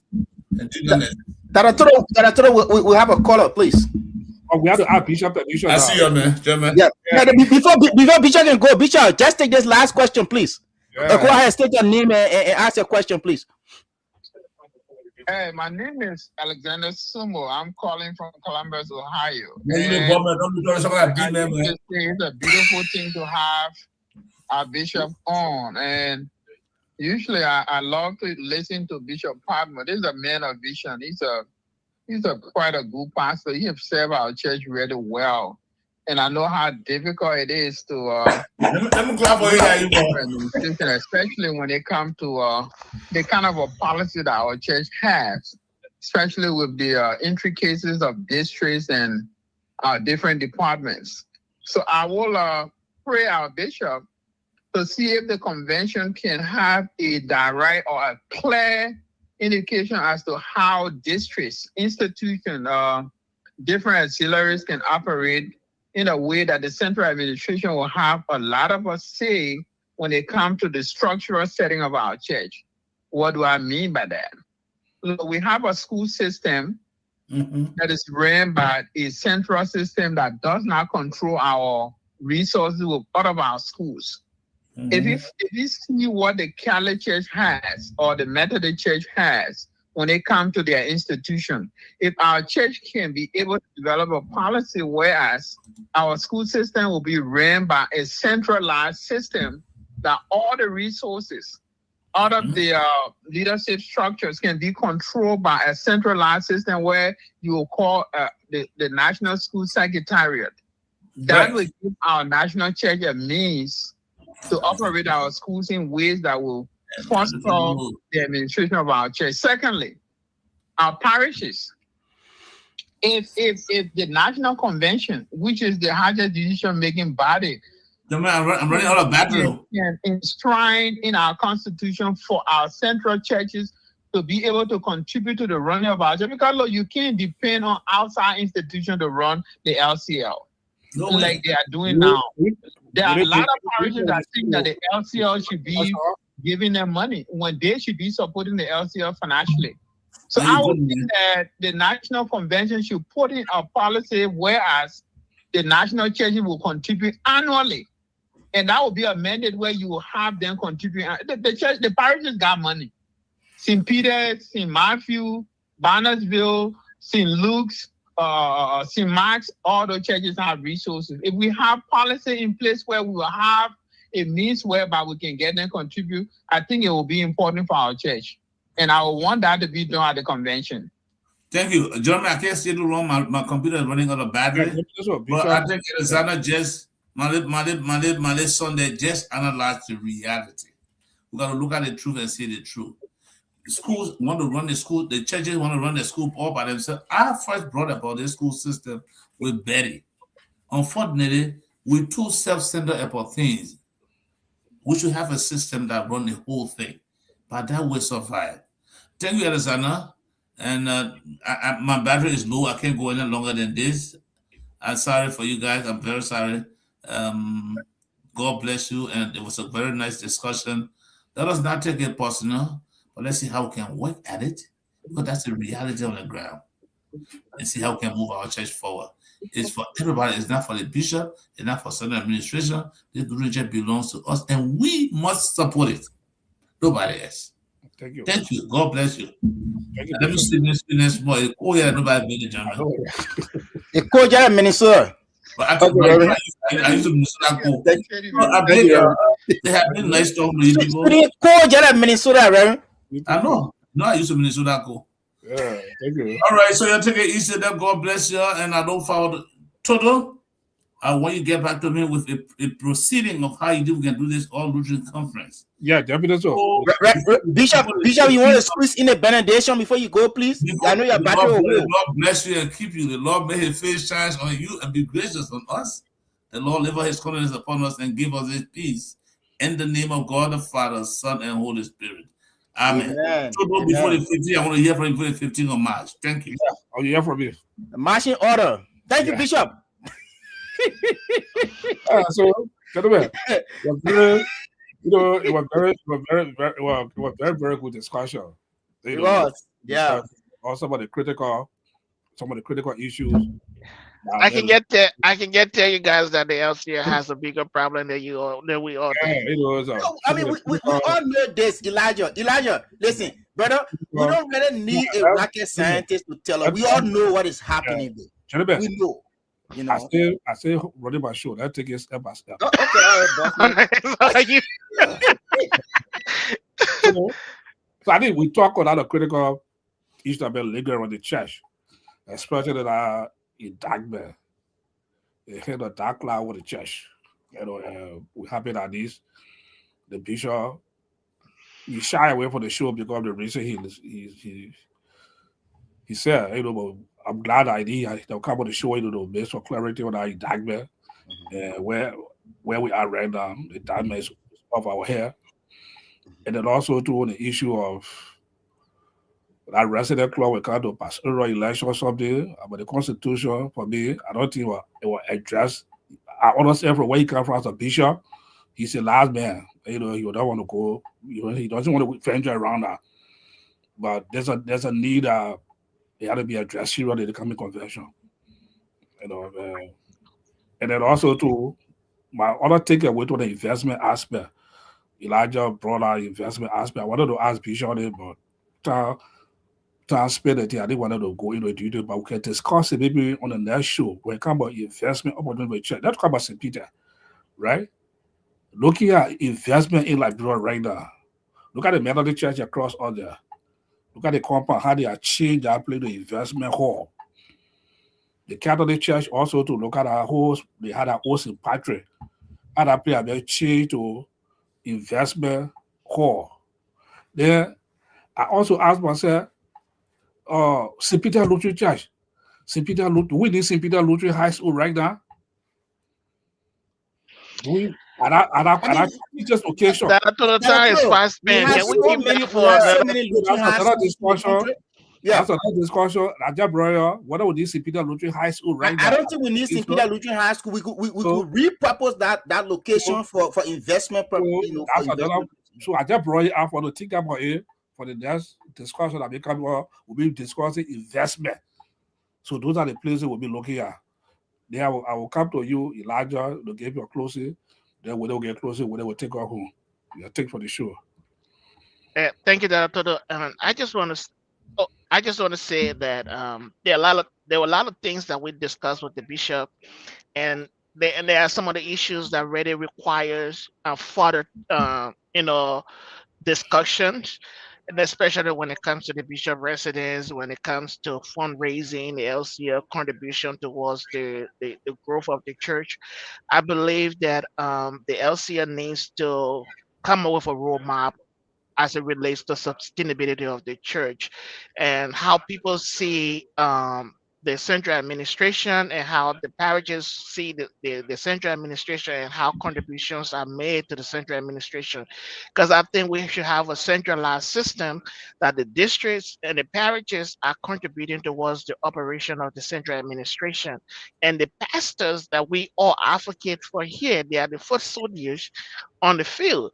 And I think the responsibility is on the pastors to reinforce or enforce the rules that are on the books to make sure that these contributions are coming to the central administration to ensure that the office of the bishop is being run, or the central administration is being run the way it should be, because we rely so much on projects and things, and we believe that the LCS central administration is all about running projects, and then we forget about the wider church. Okay, so with that, I will kind of say it was a good show, and I look forward to having some more conversation. I got people visiting me, so if you hear any noise in the background, that's it. Yeah, so what you can, Yeah. what's the thing? You can take her home. No, we had a wonderful show. We and again, I will say this, that despite everything, despite our differences, sometimes we go back and forth with this administration, but I really want to appreciate Bishop Patmore since his first appearance on this show, and committed that he will be here with us, with the exception of the period of that indictment. He never shy away from being here with us. It might have been just 1 or 2 Sundays he will, maybe due to some other schedules, but he will always be here with us. I mean, there are so many other church leaders that we've invited countless number of times. They would agree, or sometimes they would just downplay the invitation. But I really want to give it to him. Bishop Patmore is one person who, when has committed to be here with us on the show. I think based again on our persistent advocacy, we see that there's change. We see changes taking place at the Lutheran University, most especially Phoebe campus. I really want to, I would be a laser on this show today to knock my chest myself and say, yes, by God's grace, we are doing a good job. Now, I want to come to the contribution. Let me just say this, right? I think we all, even if it is $100 a year, we all can contribute, even $100 or $200. We can afford that a year to contribute to our church. But now this is my problem. The issue of accountability. You should tell what the money is being used for. The money is not being used to buy papers for the secretary office or for the bishop to put. Let me ask you a question. If you talk about accountability, right, has ever funds been given to them and we found out that that money was mismanaged? Yes. The issue of Just 50. Today, we don't know. Contribution was made to Just 50. We don't know the head, or in Liberian layman terms, we don't know the head or tail of Just 50. Just 50 just went. You contributed to Just 50. I contributed to Just 50. We contributed to Just 50, and there's no result from Just 50. Elijah, correct me if I'm wrong. There was some contribution that was made, and the late Reverend Weke Mengon was heading that fundraising aspect. I think couple also knows that. What was that again? I also serve on that, but help me out, please. I think Save LCL. It was some stewardship, something, or Save LCL evangelism. No, use your microphone, Elijah, please. Sorry, my microphone was up. Sorry. Yeah. Where Reverend Manglon was running the DMD, the Department for Evangelism, Yeah. he ran that the fundraiser to keep supporting his program because there were no fundings to that department, Right. and there were Operation Save the LCL, and Thank you very people much. people contributed to that a lot, and they helped him run the evangelism department. But we need to just support what you are saying. I think this coming convention of the LCL should be a really defining moment for the LCL where they are going to a strategic planning process instead of going through the regular making the motion thing, all the kind of funny parliamentary procedure that will waste our times on doing convention. The LCL should focus on a real strategic roadmap, especially when it comes to sustainability of the LCL. And I think one of the things that they can do is that besides the regular contributions that parishes and districts are making to the LCL central administration, there should be a day like the Just 50, there should be a day set aside called LCL Sunday. Maybe the last Sunday every month. This is LCL Sunday. Order the parishes in the LCL wherever you are, preaching points wherever you are. Everybody going everybody gonna make a general contribution, have a rally that Sunday, and that money, a cash app is a mobile money account is set up that the following Monday of that Sunday, all parishes should send that money that was raised to LCL Central Administration. Sure. Let's try that method and see if people would not contribute, and see if members of the church would not So, contribute. so Elijah, quickly, just to take it home on this, right? And thank you very much. That's why I kept his comment on the show. Father Smoke, we need to talk. Actually, we even need to talk this week. Yeah, the home mission rally. Yeah, that was the home mission rally. Yes, That's because I helped counter the money, during that time, couple and all with it. Now, this is the thing. We do contribute, but after contributing, what next? What is the end result of that money that we contributed? Again, when Bishop first took over, Bishop went to an international conference, I think in southern part of Africa. There was there was a Lutheran World Federation conference, and he was told that Liberia could not speak in Lukwa section because Liberia. When they came back to Liberia, we contributed and we raised that money. How much did we raise? Until now, I stand to be corrected. We don't know. Money was raised. We only heard that Liberia quota had been paid. How much was raised? How much left over? We don't know. We contribute, but the issue of accountability is where the problem lies. So if we can come and say, okay, listen, the money that you guys will contribute either from the diaspora will go towards evangelism. We want to see the work in evangelism. If the money that we contribute will go towards like infrastructure development, we want to, if it will go towards Phoebe, we want to see changes at Phoebe. But if we contribute and the money is repurposed to something else and there's no accountability or even telling all where the money went, it becomes an issue and people will not contribute. So for the suggestion of Elijah, the basket LCL day, we can contribute that. Okay. If you look in most of our churches, you will see that there's this Sunday called Pastor Appreciation Sunday. People come to the church and contribute. Even give pastor a personal envelope. Say, there's something here. You understand me? But again, when we do contribute to church initiatives, but the issue of accountability, that's what that's what the whole problem is. I think Bishop focus is we do well on the parishes level. But when it comes to the national central office, again, again on the national, I show you 3 places: the Home Mission Rally, the Luther FM funds, the Luther FM fund that was raised. Only one person was penalized for that, the Reverend Orito Davis. You know, there's so many things for us.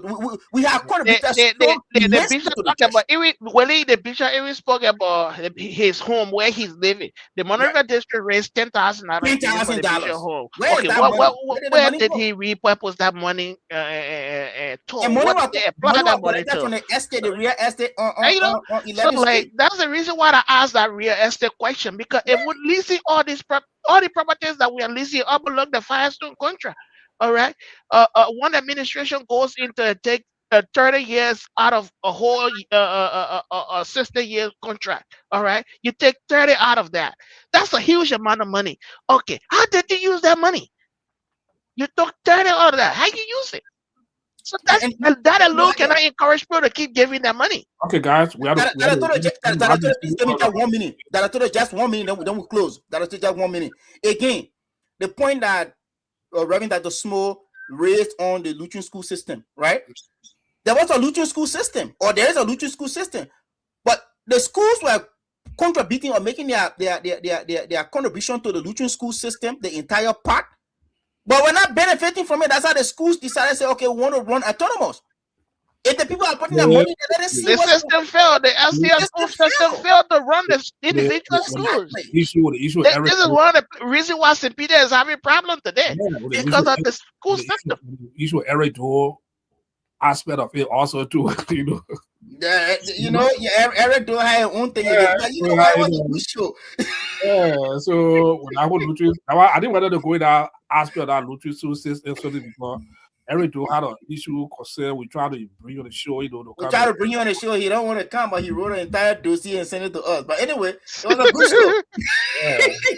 Hey, folks, next month, the month of March, the tough talking Elijah Zinner is gonna be our pilot. So get ready. The month of March is gonna be firing.